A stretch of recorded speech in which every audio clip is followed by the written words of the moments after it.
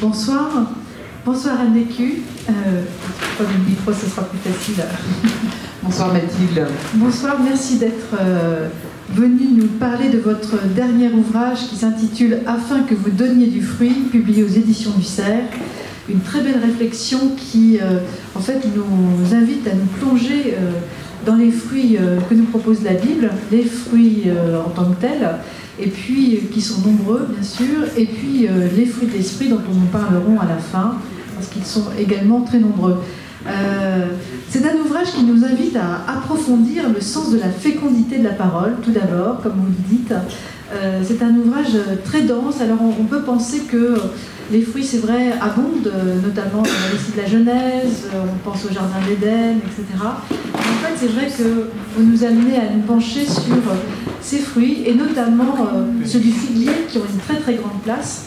Alors votre livre se découpe en plusieurs parties, mais trois qui me semblent être intéressantes, que vous décrivez comme celle consacrée au figuier, c'est un chapitre important, puis à la terre et au blé, et puis enfin à la vigne, au raisin et au vigneron.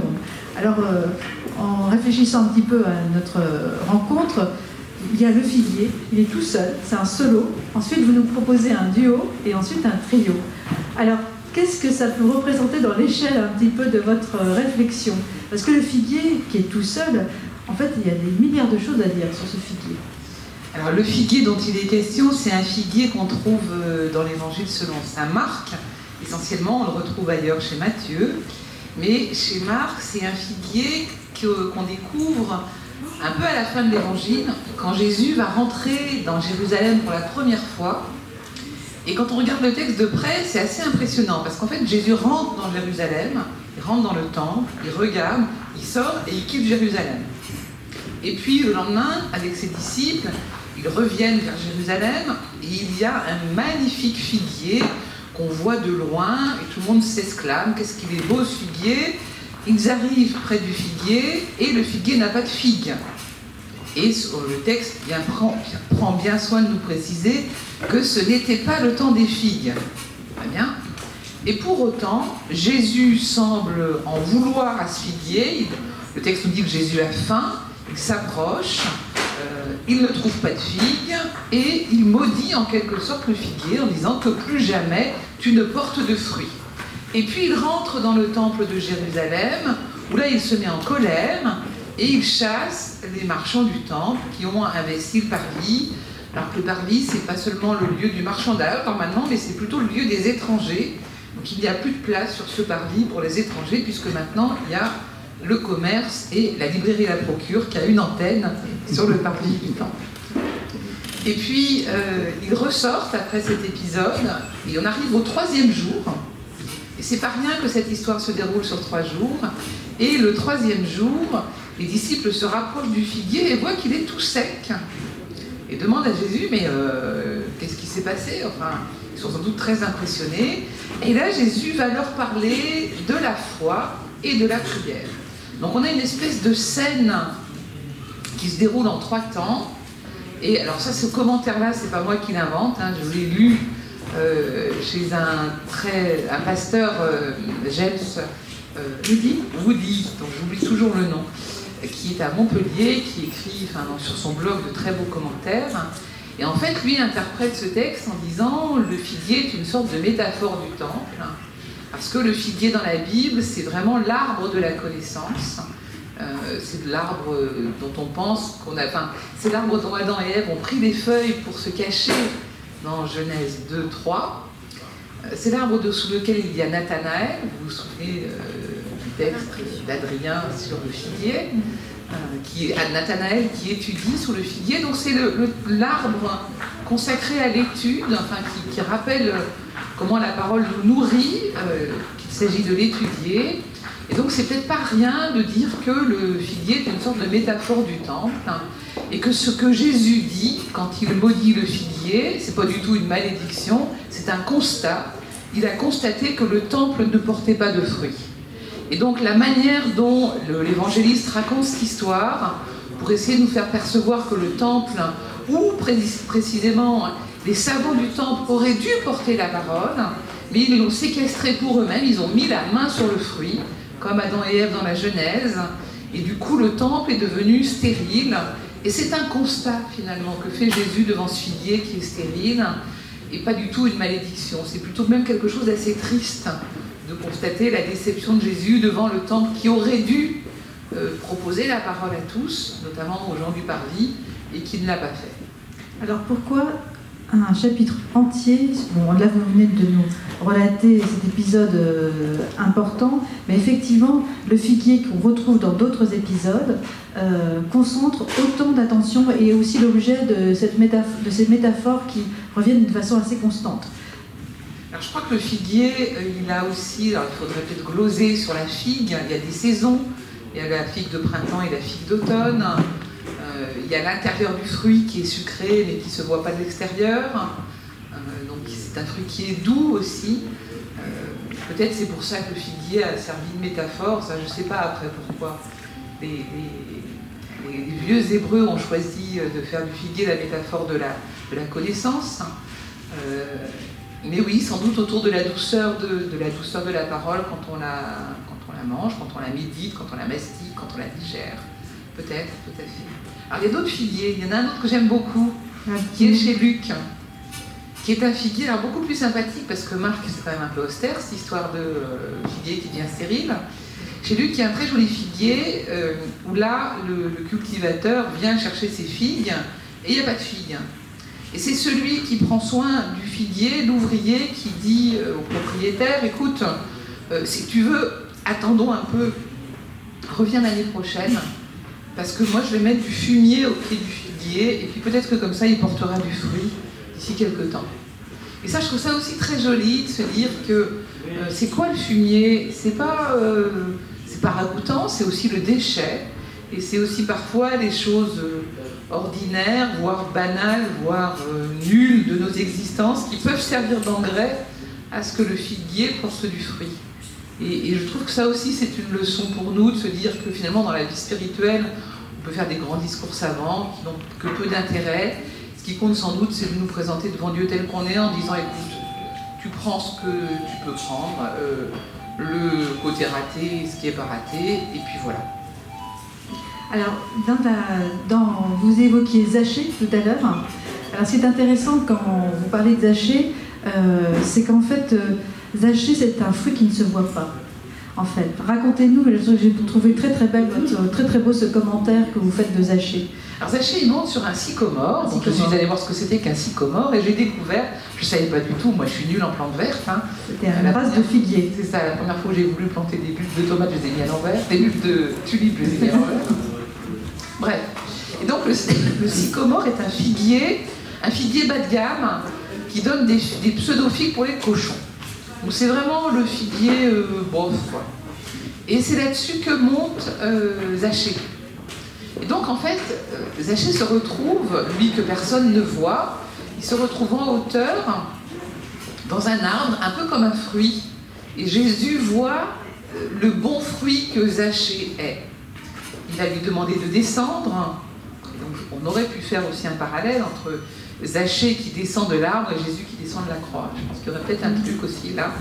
Zachée va descendre, inviter Jésus chez lui. Et ce qui est très intéressant, c'est quand même, quand on en a le temps et le loisir, de comparer les traductions et si possible d'aller voir ce que dit le texte grec. Parce que dans le texte grec, ce que dit Zachée n'est pas ce qu'on lit dans nos traductions. Dans nos traductions, nous lisons que Zachée, quand il rencontre Jésus, se convertit et finalement dit à Jésus, je vais donner le double de ce que j'ai gagné à ceux que j'ai pu tromper, je ne sais plus quel est le texte exact, et je vais donner 4 fois, voilà. Donc quelque chose qui semble être au futur. Alors qu'en fait le grec est au présent, et Zachée, quand il rencontre Jésus, dit « je donne la moitié de mes biens », etc. Et non pas « je vais donner la moitié de mes biens », mais « je donne la moitié de mes biens ». Ce qui fait qu'il me semble que nous avons une lecture parfois biaisée et que nous sommes dans la position des pharisiens qui disent « oh là là, Jésus fréquente des pécheurs ». La preuve, Zachée c'est un pécheur puisque c'est un collecteur d'impôts, mais c'est bien finalement parce que Zachée, quand il rencontre Jésus, il se convertit et tant mieux si finalement il décide de donner ce qu'il a volé aux autres. Sauf que ce n'est pas du tout ce que dit le texte. Et peut-être qu'une des lectures possibles, je ne dis pas que ce soit la seule, c'est de dire Zachée est un homme droit qui donne déjà la moitié de ses biens aux plus pauvres. Et Jésus, quand il voit Zachée dans l'arbre, c'est ça qu'il voit. Il voit l'homme droit. Et la bonne nouvelle de Zachée, c'est que finalement, la bonne nouvelle est celle de la rencontre de Jésus qui voit Zachée tel qu'il est en vrai, qui voit en Zachée la générosité que peut-être les autres et nous, lecteurs, ne voyons pas. Et je trouve que de décaler un peu le propos en essayant de se dire mais oui, c'est pas si sûr que ce soit la conversion de Zachée, pécheur, à laquelle on assiste, c'est peut-être la rencontre de quelqu'un qui est jugé par les autres mais qui n'est pas pécheur et que Jésus reconnaît comme injuste. Et d'avoir ces deux lectures, je crois que c'est important pour décaler un peu le regard. Le figuier, la figue, c'est un fruit que l'on cueille, que l'on détache et que l'on va consommer, goûter, savourer. Dans un deuxième chapitre, donc nous passons à notre duo qui est la terre et le blé. Là, on va parler de la semence. Alors, quel est le fruit justement de cette semence? Parce que là, le fruit est différent. On se souvient là, de cette parabole où il faut que le grain tombe en terre, donc il faut mourir pour renaître, pour donner du fruit. Qu'est-ce que ça vous a inspiré cette partie-là, qui est assez importante et qui finalement qui vient nous bousculer aussi. C'est toujours des paroles un peu difficiles dans cette parabole, l'idée de tomber en terre, de mourir, dans quelle ornière tombe-t-on, dans quelle terre tombons-nous, quelle est la fécondité de tout ça? Alors effectivement, il y a beaucoup de paraboles autour du blé, parce que d'abord c'est la vie des gens, en fait, et Jésus prend des images qui sont des images de la vie des gens. Et il y a notamment cette fameuse parabole du semeur qui est sorti pour semer, et qui va semer sur les chemins, un grain qui ne va pas pousser, qui va semer dans les ronces, qui va semer dans les cailloux, et puis qui va semer dans la bonne terre. Et les disciples, quand ils écoutent cette parabole, ils disent à Jésus, écoute, en gros quand même, on ne comprend rien. Donc si tu pouvais nous expliquer, ça nous rendrait service parce qu'on n'a rien compris. Et nous, on est un peu comme eux, on n'ose pas trop dire qu'on n'a rien compris, mais en gros, on n'a rien compris. Et donc Jésus va expliquer que ce qui compte, pour le coup, d'abord il va dire explicitement que le grain, c'est la parole. Et quand même, ça, il faut pouvoir l'entendre, c'est-à-dire qu'il est, lui, la parole de Dieu, le Christ. Il est, lui, la parole faite chair, qui s'incarne dans la vie. Il fait de nos vies un temple, c'est-à-dire que nous pouvons à notre tour recueillir la parole pour qu'elle habite chez nous. Et donc du coup, le focus est sur la terre. Alors, il me semble, et j'avais lu à ce moment-là des textes de Philippe Lefebvre sur justement la parole, et il m'avait conseillé, Philippe, de lire un vieux texte des années 50 qui s'appelle « La fausse parole ». d'Armand Robin, qui est un monsieur qui a essayé de travailler, qui a étudié, comment dire, ça y est, le nom m'échappe, c'est pas grave, les discours communistes véhiculés par l'Union soviétique, la propagande, c'est ça le mot que je cherche, qui a étudié la propagande et comment les discours étaient construits, et il en a extrait un tout petit texte qui s'appelle « La fausse parole ». Qu'est-ce que c'est la fausse parole ? Et il me semblait que dans sa parabole, Jésus nous montrait 3 manières de produire de la fausse parole et une manière de produire de la vraie parole. Les 3 manières de produire de la fausse parole, ce serait quand le grain est semé sur des endroits où il n'y a pas de profondeur, qui est vraiment au bord du chemin et les oiseaux viennent manger la parole. Il me semble que c'est un peu comme une métaphore de tout ce qui serait l'anti-parole, c'est-à-dire le mensonge, la séduction, ce qui rend impossible une parole vraie, une parole droite. Et puis, les 2 autres terres, alors je ne sais jamais laquelle est laquelle, il y a les ronces et il y a les cailloux. Toujours est-il qu'il y en a un où le grain tombe dans une terre qui a peu de profondeur, donc il pousse, et puis finalement, il pourrit sur place, parce qu'il n'a pas assez de profondeur. Et ça, il me semble que ça concerne nos défauts d'intériorité. Tout ce qui fait que nous n'approfondissons pas les choses, comment nous n'allons pas au bout des questions, enfin voilà, tout ce qui relève de la superficialité, qu'on pourrait appeler aussi le divertissement, enfin nos manques de profondeur, le fait que nous ne passons pas du temps à lire, que nous ne prenons pas le temps d'entendre une parole, que nous ne prenons pas le temps d'être avec quelqu'un pour l'écouter vraiment. Quelque chose autour de ça. Et la troisième terre, les rochers, les épines et tout ça, ce serait tout ce qui nous arrive de l'extérieur et qui nous empêche d'entendre vraiment. Donc le bruit du monde, les sollicitations multiples, notre téléphone portable chéri, Twitter, sur lequel je passe des heures, et après je me dis mais je suis trop nulle, c'est pas bien, etc. Ce qui nous divertit, mais de l'extérieur cette fois, non plus le défaut d'intériorité, mais ce qui de l'extérieur finalement vient nous encombrer la tête, et qu'il faut peut-être prendre le temps d'identifier pour mettre un peu à l'écart. Et puis il reste la quatrième terre qui serait la bonne terre, qui permet de porter une parole vraie. Et je crois que le terme grec pour parler de la vraie parole, c'est la parésia, qui est un mot grec qui signifie à la fois la parole vraie, mais aussi la parole audacieuse, la parole qui tranche, la parole qui n'a pas peur d'être à contre-courant, la parole qui dit les choses quand personne ne les dit, la parole du prophète, qui ne craint pas de dire que ça va mal alors que tout le monde lui dit non mais faut pas le dire, ça va mal, mais faut pas le dire. Voilà.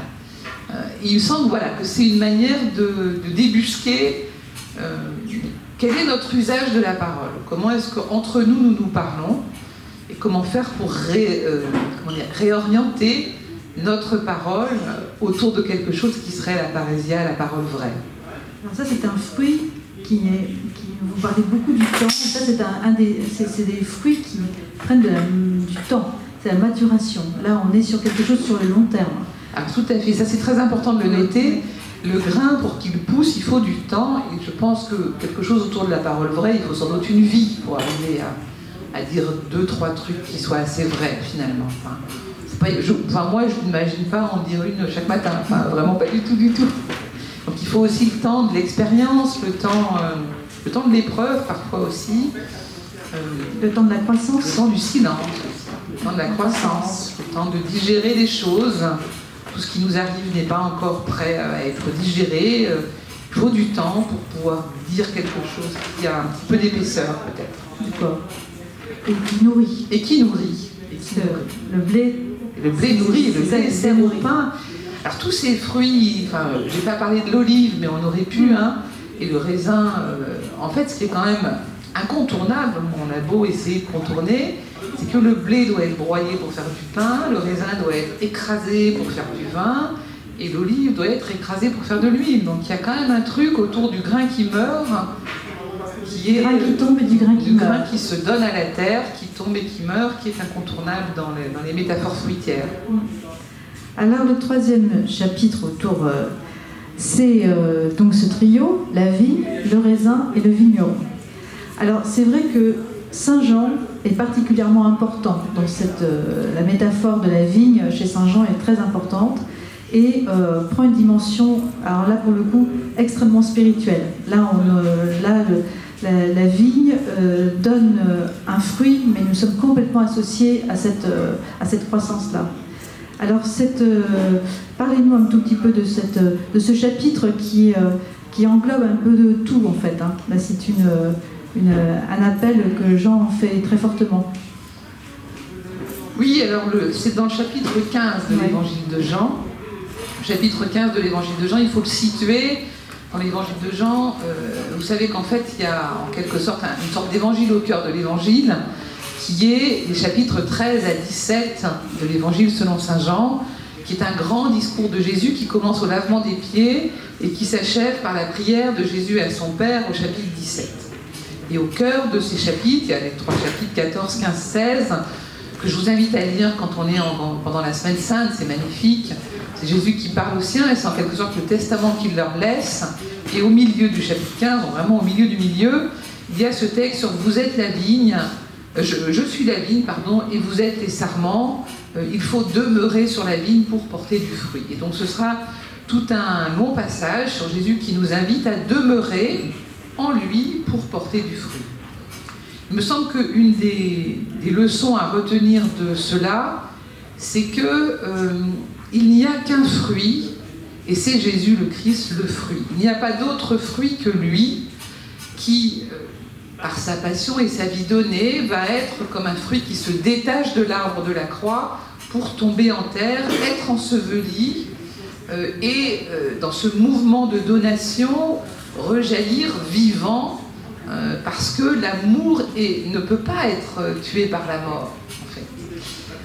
Donc je crois que ce que Jésus nous invite à vivre, c'est de ne pas porter du fruit par nous-mêmes, mais de nous dire que ça ne peut être qu'en lui. Et qu'à la limite, le fruit qu'on porte n'a pas grande importance. Et je pense qu'il ne faut pas trop s'attacher à est-ce que nos vies sont fécondes ou pas. À la limite, c'est ceux qui nous suivront ou ceux qui nous côtoient qui peuvent en parler, et certainement pas nous-mêmes, parce que quand nous commençons à nous demander si nos vies sont fécondes ou pas, et bien finalement on se regarde le nombril, alors qu'il faudrait regarder vers le Christ qui lui est le fruit unique de l'arbre unique de la croix. Donc de plus en plus, au terme de cette recherche, je me dis que se demander si on porte du fruit ou pas, c'est pas très intéressant. Ce qui est sans doute intéressant, c'est de nous demander, c'est d'être centré sur le Christ, de regarder vers lui, d'écouter sa parole, parce que c'est lui, la vigne, c'est lui qui nous permet de porter du fruit, y compris bien plus tard que nous-mêmes, bien au-delà de nous-mêmes, des fruits qu'on ne connaît pas, des fruits qu'on ne mesure pas, des fruits qu'on ne connaîtra jamais. C'est peut-être d'ailleurs une grâce à demander que de ne pas connaître la fécondité de sa propre vie. Ça nous épargnera un peu d'orgueil et ça nous reposera le cerveau. Alors pourtant, votre titre, c'est « Afin que vous donniez du fruit ». C'est peut-être non pas une injonction, mais en tous les cas, il y a quand même... C'est une interrogation, en fait. Ça veut dire quoi, donner du fruit Oui, donner du fruit, c'est ce qu'on va découvrir dans la dernière partie, qui sont les fruits de l'esprit. Et là où en fait on déplace complètement le côté donner, recevoir, goûter, parce qu'en fait il y a ce double mouvement, c'est-à-dire le fruit que l'on récolte, que l'on savoure pour soi, et puis le fait de se donner, qui est bien, que vous expliquez bien dans le deuxième chapitre autour de la terre, et qui est très éloquent dans ce chapitre-là, et finalement qui est en fait ce mouvement qui est impulsé par le Christ dans la vie, qui nous amène à... Et c'est ce que vous dites dans ce chapitre, et c'est très clair, à la fois très beau, c'est qu'en fait, vous citez page 138, Dieu ne peut pas vivre sans nous. Et en fait, on découvre, en vous lisant, qu'en fait, la fécondité de notre vie, c'est aussi dans la relation avec l'autre. C'est ça le fruit, en fait. Oui. Le fruit, il est à construire avec l'autre. Et c'est pour ça, je pense qu'on ne peut pas mettre la main dessus. Alors ça vaudrait le coup de faire un petit feedback avant de parler du fruit de l'esprit. C'est de repasser par la Genèse, parce qu'en fait, des arbres, des fruits, comme vous disiez au tout début, on commence à les rencontrer dans la Genèse. Et dans le premier chapitre de la Genèse, ce qu'on lit, c'est fructifier et multiplier, qui est la parole prononcée par Dieu pour l'homme. Ça veut donc dire que fructifier et multiplier, c'est pas exactement la même chose. Et je pense que là, il y a une petite alerte qui est de dire, attendez, compter vos fruits, c'est pas une bonne idée, quoi. Le chiffre, c'est pas une bonne idée. Peut-être que fructifier, c'est pas pareil que de faire beaucoup de fruits. Et ça, je pense que c'est une alerte très contemporaine. C'est pas parce que ça marche que c'est un fruit de Dieu. Voilà. Et ça, c'est vraiment important parce que dans la Bible, à plein d'endroits, on nous met en garde. Et notamment, je pense, Jésus est né alors d'un recensement, par exemple. Au moment où on veut compter, donc d'une certaine manière mettre la main sur le peuple, voilà qu'il n'y a pas de place pour lui. Il ne fait pas nombre avec les autres. On n'arrive pas à le mettre dans la case. David, d'ailleurs, dans l'Ancien Testament, au second livre de Samuel, entreprend un jour de compter son peuple, et ça se passe très très mal. Dieu n'est pas content du tout. Il est obligé de... voilà, il a une grosse sanction, il y a des gens qui meurent, ça ne va pas du tout. Donc, compter, multiplier, il faut faire attention. Et puis, au second chapitre de la Genèse, finalement, si on réfléchit à la tentation du serpent qui va proposer ce fruit de séduction à Ève, peut-être que ce que fait croire le serpent, c'est que le fruit est extérieur et qu'on peut mettre la main dessus. Alors qu'en fait, une fois qu'ils ont mangé du fruit, Adam et Ève, qu'est-ce qu'ils découvrent en termes de connaissances? On fait mieux, ils découvrent qu'ils sont dénudés. Bon, très bien, c'est moyennement réjouissant. Donc peut-être que ce que le serpent a fait croire, c'est qu'on pouvait accaparer le fruit, accaparer la connaissance du bien et du mal, accaparer le jugement sur le bien et le mal, Alors que peut-être que le véritable fruit est intérieur à la relation. Et on retrouve ça justement après la résurrection, quand, notamment à la Pentecôte, et on retrouve à nouveau là le lien à la parole, où finalement les disciples qui ne comprenaient rien, qui étaient enfermés, se retrouvent avec des langues de feu. Et je trouve que le fait que ce soit des langues, c'est quand même pas rien. Des paroles de feu au-dessus d'eux, et voilà qu'ils se mettent à parler, et voilà qu'ils se mettent à parler entre eux aussi. Et parce qu'ils se parlent entre eux, eh bien, ils vont pouvoir parler aux autres. Donc il y a un truc autour du fruit de l'esprit, qui sera plus tard décliné par saint Paul, hein, comme étant tout ce qui naît de l'entre-nous, en fait. Oui, de la relation à l'autre. De la relation à l'autre.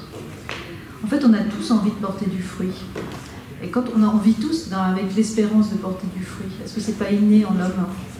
Alors je pense que c'est inné en l'homme, ne serait-ce que parce que ce qui est inné, c'est que l'amour donne des enfants au monde. C'est Hannah Arendt qui dit que la promesse d'un monde meilleur, c'est quand même les enfants qui l'apportent, parce que c'est eux qui ont finalement l'avenir pour eux, et ils ont tous les possibles au moment de leur naissance qui sont ouverts. Donc la possibilité d'un monde nouveau, c'est les enfants. Je pense qu'ensuite, les fruits, ce sont les autres qui peuvent nous en parler le mieux. C'est certainement pas nous-mêmes. C'est-à-dire qu'on a tous fait cette expérience qui est ordinaire, hein, qui est un jour vous dites un truc à quelqu'un, vous l'oubliez évidemment complètement, et puis 10 ans plus tard, votre ami vous dit tu sais, ce jour-là, quand on était chez toi à tel moment, tu m'as dit ça. Eh bien, ça m'a vraiment, vraiment permis de décider quelque chose dans ma vie, ou ça m'a permis de retrouver du courage, ou ça m'a permis, je sais pas quoi, voilà. Et vous vous rappelez, mais pas du tout, du tout. Vous vous rappelez vaguement de l'atmosphère, d'un truc important qui s'est passé là. Et ce que vous avez dit, vous ne savez pas. Donc c'est l'autre qui peut parfois nous dire, bah, écoute, ce que tu as fait ce jour-là, ou l'œuvre que tu as imaginée ce jour-là, elle a un avenir, elle a eu une fécondité, et le plus sûr critère que c'est un fruit de Dieu, c'est qu'en fait on l'ignore complètement, je crois. Alors que quand on dit, regardez tous les beaux fruits que je porte, regardez tous les beaux fruits de notre institution, là c'est sans doute un critère, d'ailleurs c'est clairement dans l'évangile, hein, dans l'évangile selon Matthieu au chapitre 7, méfiez-vous des faux prophètes, et après il y a tout un passage sur les mauvais arbres qui portent des mauvais fruits, et les gens qui se paradent dans les synagogues en montrant à quel point ce sont des gens importants. Donc il y a une critériologie que Jésus nous donne pour débusquer les faux prophètes, qu'il faut sans doute prendre au sérieux, et les faux prophètes souvent montrent les fruits de leurs œuvres au public, regardez comme tout ce qu'on fait c'est bien. D'ailleurs il y a du monde, et le monde est jeune et beau. Le fruit, c'est... j'ai perdu, je voulais dire quelque chose. Oui, quand on ne porte pas de fruits, c'est symboliquement très fort. Quand on n'arrive pas à mettre au monde un enfant, c'est terrible. On ressent tout de suite une malédiction. Il y a quelque chose de très ancestral, hein, comme quelque chose de très ancestral. Le fruit, la fécondité, ce sont des mots qui sont très importants, qui reviennent beaucoup dans la sémantique chrétienne. C'est vraiment quelque chose de très fort. Dans les lignes, autour de cette thématique-là, vous glissez quand même quelques parallèles avec la situation que nous vivons aujourd'hui en Église, dans notre vie. Qu'est-ce qui fait défaut aujourd'hui à la vie de l'Église ou à la vie des chrétiens d'aujourd'hui par rapport... Parce que vous pointez du doigt quelquefois sur certains chapitres, justement, ce défaut de compréhension par rapport à la fécondité. Des fruits que nous avons. Je crois qu'on veut voir les fruits, en fait. On veut voir tout de suite les fruits. Donc c'est peut-être ça qui nous... on n'est pas imperméable au monde qui nous environne, et on a envie d'avoir immédiatement le résultat de ce qu'on fait. Je pense que les vieux paysans savaient mieux que nous qu'il faut du temps pour que le fruit arrive. Un manque de sagesse? Je sais pas, c'est comme ça, j'ai pas envie de jeter la pierre à quiconque, oui. C'est une de nos limites aujourd'hui. On aimerait toucher du doigt le résultat immédiat et effectif de nos productions. Il se trouve que dans la vie chrétienne, le résultat immédiat qui va nous dire qu'on a réussi n'existe pas. Le résultat quand même, il faut se remettre au cœur de l'essentiel, qui est que Jésus a une vie ratée. parce que ça se termine mal. Il meurt à 33 ans, condamné par les gens qui sont en plus les puissants du moment, les gens du pouvoir en place, les grands prêtres. Ses amis le laissent tomber.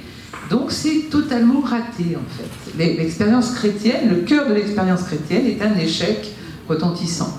Donc courir après la réussite, propulser des spiritualités qui mettent en avant la réussite, je pense que c'est pas exactement la tonalité biblique ni la tonalité de l'évangile. Donc peut-être ça il faut y revenir, et c'est pas se consoler à bon compte quand on est une sœur d'une communauté où chez moi il y a grosso modo pas grand nombre de jeunes, parce qu'on pourrait se dire ben voilà c'est facile quoi, tu récupères ton échec pour faire semblant d'en faire quelque chose, mais il y a combien de gens parmi nous, parmi vous qui ont peut-être l'impression d'avoir raté leur vie, ou en tout cas d'avoir pas réussi grand-chose, qui ont des vies ordinaires et qui pourtant,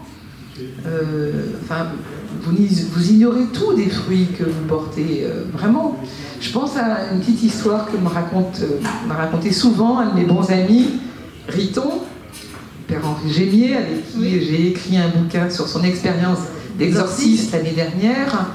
Il était éducateur à la prison de Fleury-Mérogis en même temps que moi, enfin avant moi, bien avant moi. Il a travaillé là 30 à 35 ans.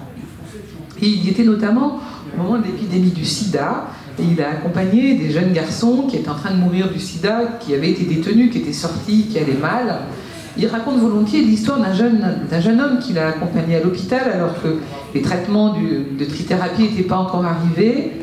Et ce jeune disait, ben voilà, moi je suis toxico, de toute façon ma vie c'est de la merde, j'ai rien fait de bien, je vais mourir à 25 ans, c'est la misère quoi.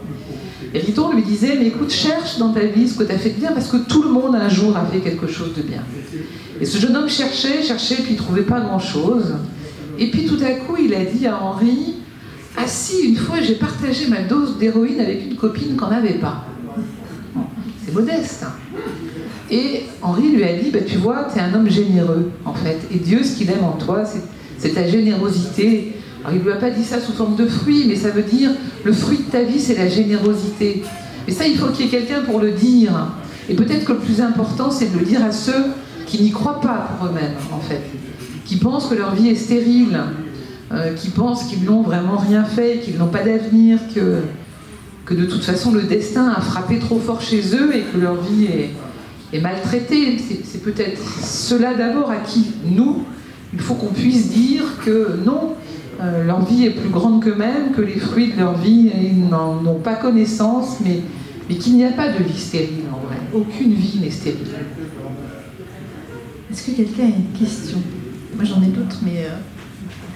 Alors, en fait, non, en quoi aujourd'hui la Bible, enfin aujourd'hui non, la Bible, en fait, à travers vos différents livres, mais celui-ci particulièrement, en fait, regorge de fruits. Qu'est-ce que vous la bibliste, vous n'êtes pas bibliste, alors, vous la lectrice assidue, amoureuse de la Bible, les fruits que vous y trouvez, les fruits que nous pouvons y trouver, quels sont-ils? Parce que c'est eux qui nous nourrissent, en fait. Parce que c'est peut-être là le cœur qui nous manque. Alors, je pense qu'il y a 1000 façons de lire la Bible et que toutes sont bonnes. Voilà, déjà. Et que tout le monde peut être un lecteur de la Bible. Alors, ça commence par ouvrir le livre et avoir envie d'y lire quelque chose. Donc, par exemple, ça commence par se dire, et si je prenais un évangile et que je le lise en entier? Il y a une magnifique traduction de Frédéric Boyer qui sort. Ah, merci. Ces jours-ci. Très belle. Allez, magnifique. Gallimard. Frédéric Boyer a le culot de retraduire les évangiles. Ça permet à des gens qui sont peut-être moins familiers de ce texte de le découvrir, ou à d'autres qui sont familiers de décaler leur lecture. Eh bien, investissez pour Noël dans les évangiles de Frédéric Boyer, et puis allez lire cette histoire en vous disant comment ces personnages que Jésus côtoie, finalement, ça peut être moi aussi. Je vais prendre un exemple tout simple. Dans l'évangile selon saint Jean, il y a la figure du disciple bien-aimé, qui est dans plein d'endroits, qui n'est que dans cet évangile, hein, mais ce disciple bien-aimé n'a pas de nom. Voilà. Alors, on ne sait pas qui c'est, on pense que c'est l'évangéliste, mais si le disciple bien-aimé n'a pas de nom, c'est peut-être tout simplement pour que nous y mettions le nôtre.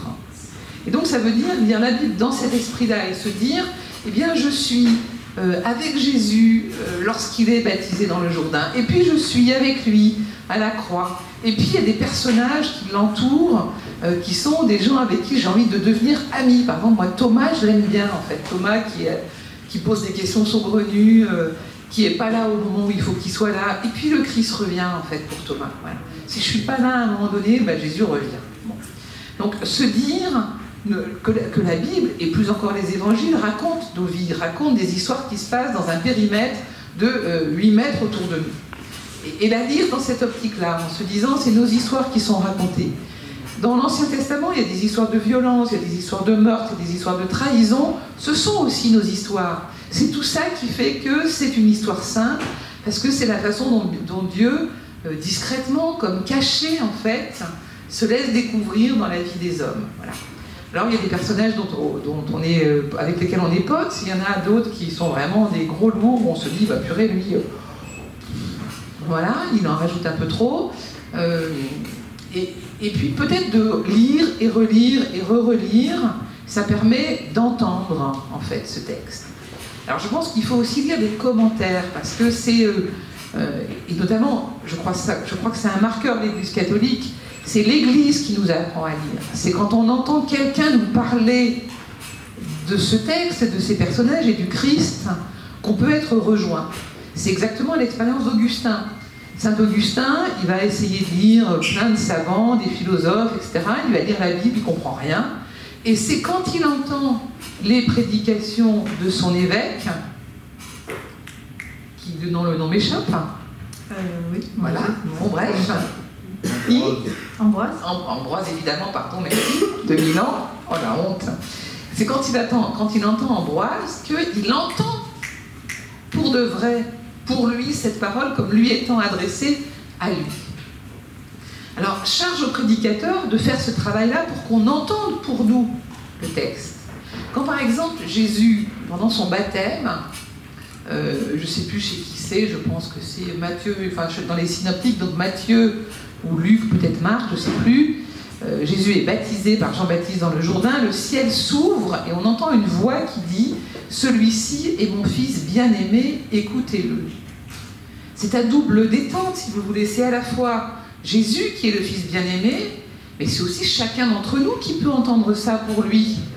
Nous sommes le fils bien-aimé, et donc écoutez-le, c'est aussi comment nous nous écoutons mutuellement, comment finalement la voix du Père s'entend quand nous nous écoutons mutuellement.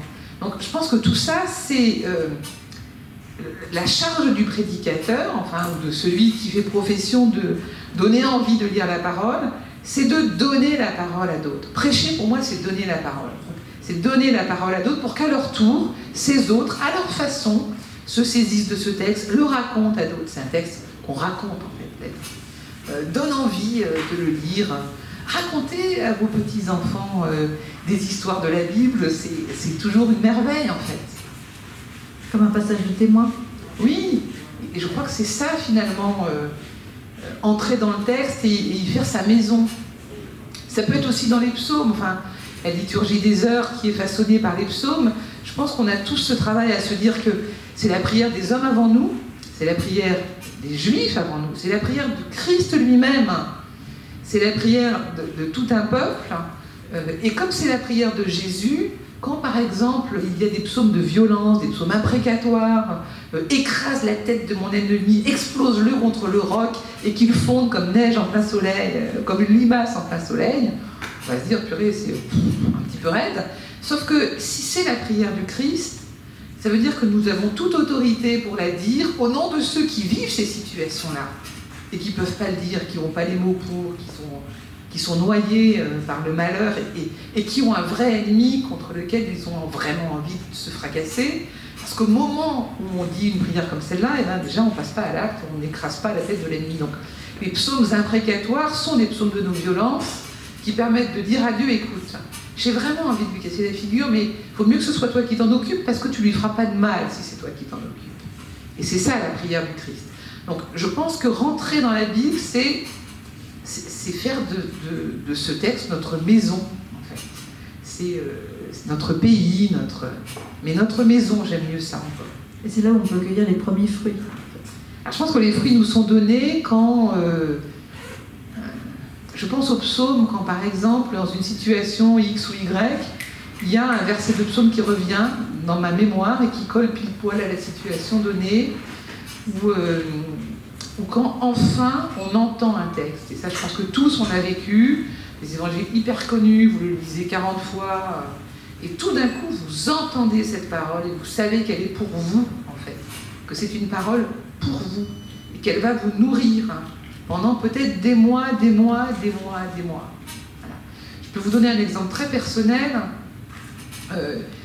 J'ai lu il y a 7 ans, oui c'est en 2015, ouais c'est ça, 7 ans, un matin, tranquillement, l'évangile de Luc dans le chapitre 6, verset 12, c'est un évangile où Jésus s'enfonce dans la nuit pour prier Dieu. Et le texte nous dit, il passe la nuit à prier Dieu.